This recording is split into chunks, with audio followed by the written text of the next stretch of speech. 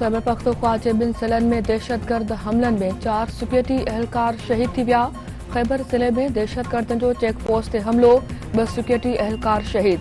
Tank में police line ते दहशतगर्दनि जो हमलो, 2 एहलकार शहीद, 5 ज़ख़्मी। दहशतगर्दनि पुलिस लाइन में दाख़िल थींदे ई 4 दस्ती बम उछलाया। हिकु आपघाती बमबार पाण खे धमाकेदार मादे सां उॾाए छॾियो। सिक्योरिटी फोर्सिस ऐं दहशतगर्दनि में फायरिंग जी ॾे वठि जारी। डेरा रोड ट्रैफ़िक लाइ बंदि।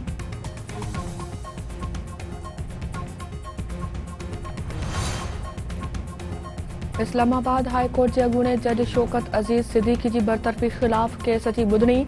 सुप्रीम कोर्ट जे चीफ जस्टिस काज़ी फ़ाइज़ ईसा जी सरबराही में 5 रुकनी लार्जर बेंच ॿुधणी कंदी।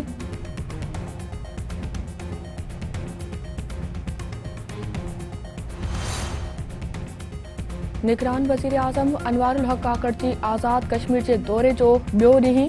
निगरान वज़ीर आज़म आज़ाद कश्मीर काबीना इजलास जी सदारत कंदो।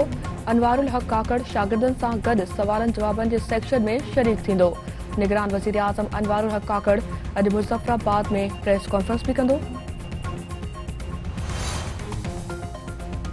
अमरीकी परॾेही खाते जे तर्जुमान जो चवणु आहे त पाकिस्तान अहम हिसेदार आहे।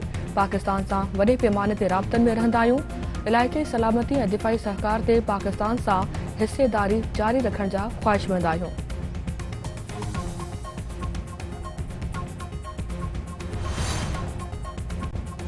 गज़ा में इसराइली फ़ौज ऐं हमास वेढ़ाकनि में चक्रियूं जारी। 24 कलाकनि दौरान वधीक 179 फ़लस्तीनी शहीद, 2 सहाफ़ी भी बमबारी जो निशानो बणिया। इसराइली फ़ौज इमारतुनि, मस्जिदुनि ऐं पनाहगीर कैंपुनि ते बमबारी कई। रफ़ा में बमबारी दौरान 20 फ़लस्तीनी शहीद ऐं केतिराई ज़ख़्मी थी पिया। फ़लस्तीनी सिहत वारी वज़ारत मूजिबि यहूदी फ़ौजी गज़ा में बमबारी जारी रही, जंहिंमें 24 कलाकनि दौरान वधीक 179 फ़लस्तीनी शहरी शहीद ऐं 300 शहरी ज़ख़्मी थी पिया। फ़लस्तीनी वज़ारत इसराइली हमलनि में शहीद फ़लस्तीनी जो अंग 18,787 खां वधी वियो। 50,897 फ़लस्तीनी ज़ख़्मी थी पिया। फ़लस्तीनी वज़ारत तालीम जो चवणु आहे त ग़ज़ा ऐं ओलह किनारे में 3,714 शागिर्द शहीद थी विया, 5,700 ज़ख़्मी थिया आहिनि।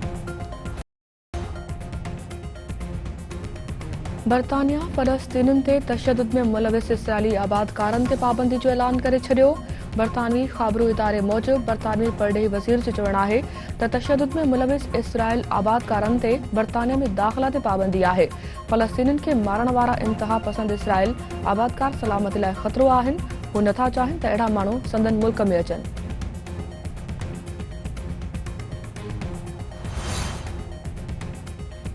गज़ा जी भेटा यूक्रेन सां न कई वञे। मॉस्को में रूसी सदर व्लादिमीर पुतिन जो सालियानी प्रेस कॉन्फ्रेंस खे ख़िताब। संदसि चवणु आहे त गज़ा जी सूरतहाल तबाह कंदड़ आहे। अहिड़ो कुझु यूक्रेन में नाहे।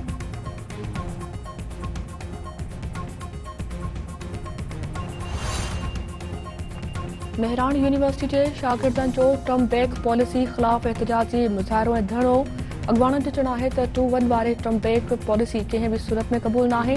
जाइज़ मुतालबा मंज़ूर न कया विया त इंडस हाईवे ते धरणो हयो वेंदो।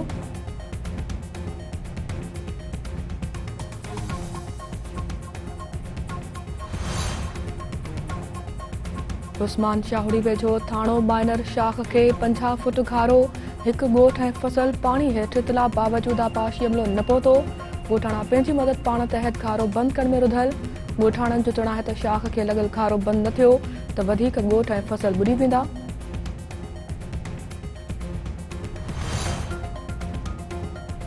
मोरे में ट्रक खे धिको ॾींदे लोही शीख लॻण सबबि नौजवान फौत। 22 बरहनि जे अलहदात सोलंकी जुम्मड़ अस्पताल मां ज़रूरी कार्रवाई बाद वारसनि हवाले। घर में कोहराम।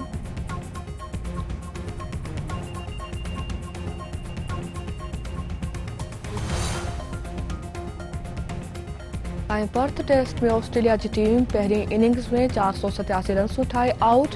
डेविड वार्नर 164 रन ठाहे नुमाया रहियो। फास्ट बॉलर आमिर जमाल जो शानदार डेब्यू, 6 रांदीगर आउट किया।